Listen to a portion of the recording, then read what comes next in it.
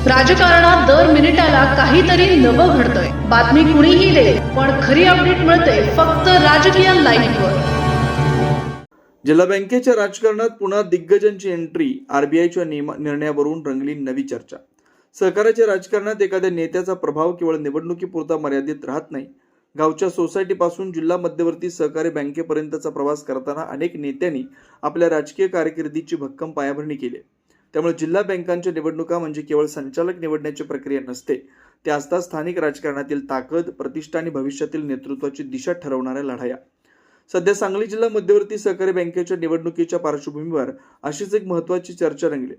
सलग 10 वर्ष संचालक म्हणून कार्यरत असलेल्या व्यक्तींना पुन्हा संचालक पदावर राहण्याबाबत रिझर्व्ह बँकेच्या नियमांमुळे निर्माण झालेली अडचण आणि राज्याच्या सहकारी कायद्यातील स्पष्ट तरतुदींचा अभाव यामुळे जिल्हा बँकेच्या राजकारणात अनेक दिग्गज नेत्यांना मोठा दिलासा मिळाल्याचं चित्र निर्माण झालंय।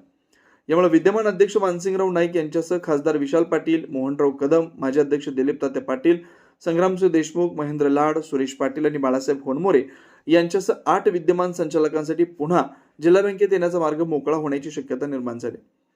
10 वर्षाच्या नियमानं दिग्गजांच्या राजकारणाला बसणार होता ब्रेक। सहकारी संस्थांमध्ये अनेक वर्ष एकाच व्यक्तीचं वर्चस्व राहण्याची परंपरा महाराष्ट्रात नवीन आहे। गावातील सेवा सोसायटी असो, तालुका पातळीवरील संस्था असो किंवा जिल्हा मध्यवर्ती सहकारी बँक असो, वर्षानुवर्ष सहकार क्षेत्रात सक्रिय असलेले नेते आपलं राजकीय आणि संस्थात्मक वर्चस्व टिकवून ठेवताना दिसतात। मात्र एखाद्या आर्थिक संस्थेचा कारभार एकाच व्यक्ती किंवा ठराविक गटाच्या हातात दीर्घकाळ राहिल्यास त्यातून गैरव्यवहार, हितसंबंधांचा संघर्ष आणि प्रशासनातील पारदर्शकतेशी संबंधित प्रश्न निर्माण होऊ शकतात। याच पार्श्वभूमीवर संचालकांच्या दीर्घकाळाच्या कार्यकाळाला मर्यादा आणण्याच्या धोरणाची चर्चा पुढे आली। सलग 10 वर्षापेक्षा अधिक काळ संचालक म्हणून कार्यरत असलेल्या व्यक्तींना पुन्हा त्याच पदावर राहता येऊ नये या भूमिकेमुळे अनेक प्रस्थापित संचालकांच्या राजकीय भवितव्यावर प्रश्नचिन्ह निर्माण झालं आणि याच क्षणी जिल्हा बँकेच्या राजकारणात नव्या समीकरणांची चाहूल लागलेली होती। अध्यक्षपदाची स्वप्न पाहणाऱ्यांना अचानक धक्का। जर अनुभवी आणि दिग्गज संचालकांना 10 वर्षाच्या नियमामुळे बँकेच्या निवडणुकीपासून दूर व्हावं लागलं असतं तर जिल्हा बँकेच्या सत्ता समीकरणात मोठा बदल झाला असता। काही जुन्या चेहऱ्यांची माघार झाली असती, नव्या नेतृत्वाला संधी मिळाली असती, संचालक मंडळाची रचना बदलली असती। सर्वात महत्त्वाचं म्हणजे बँकेच्या अध्यक्षपदासाठी अनेक नव्या नावांची चर्चा सुरू झाली असती।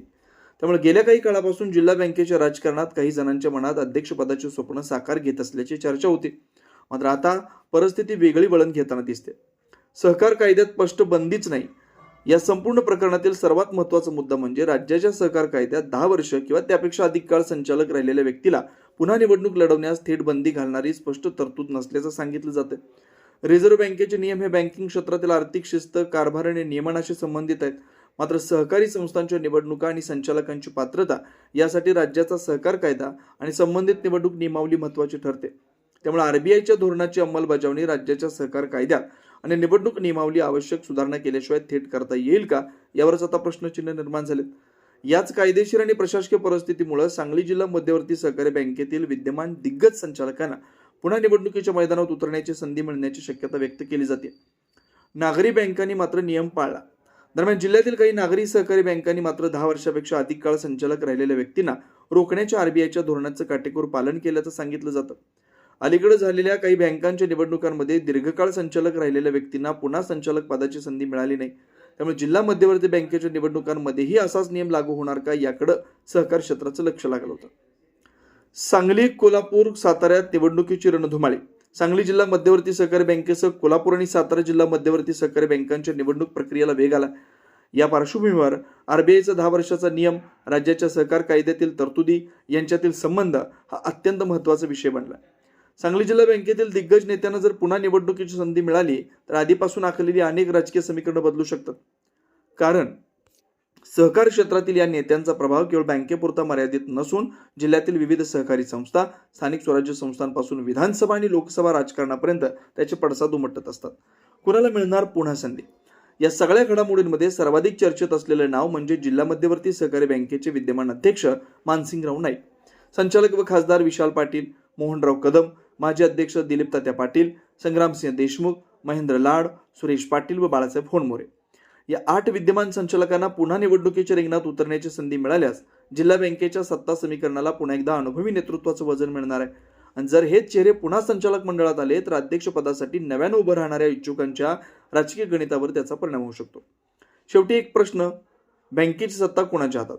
जिल्हा बँकेच्या निवडणुका जसजशा जवळ येतील तसतशी त्या प्रश्नाची चर्चा अधिक तीव्र होणार आहे. दिग्गजांना पुन्हा संधी मिळणार की नव्या चेहऱ्यांना सहकाराच्या राजकारणात प्रवेश मिळणार? 10 वर्षाच्या नियमामुळे निर्माण झालेली अनिश्चितता संपणार की त्यावर आणखी कायदेशीर पेच निर्माण होणार? आणि सर्वात महत्त्वाचं म्हणजे सांगली जिल्हा मध्यवर्ती सहकारी बँकेच्या सत्तेचे सूत्र पुन्हा जुन्याच अनुभवी नेतृत्वाच्या हातात जाणार की यावेळी सहकाराच्या राजकारणात नवा अध्याय लिहिला जाणार? या सर्व प्रश्नांची उत्तरं आगामी निवडणुकीत मिळणार आहेत. तोपर्यंत मात्र एक गोष्ट स्पष्ट आहे, जिल्हा बँकेच्या राजकारणात दिग्गजांना बाहेरचा रस्ता दाखवला जाईल अशी निर्माण झालेली शक्यता आता धुसर झाली. त्यामुळे अध्यक्षपदाची स्वप्न पाहणाऱ्यांना आपली राजकीय गणितं पुन्हा एकदा नव्यानं मांडावी लागणार आहेत. राजकीय घडामोडींचा सर्वात वेगवान अपडेट फक्त इथेच राजकीय लाईव्हवर. आमच्या YouTube चॅनलला लाईक, शेअर, सबस्क्राईब करा आणि रहा राजकारणाच्या रणभूमीवरील थेट नजरेत.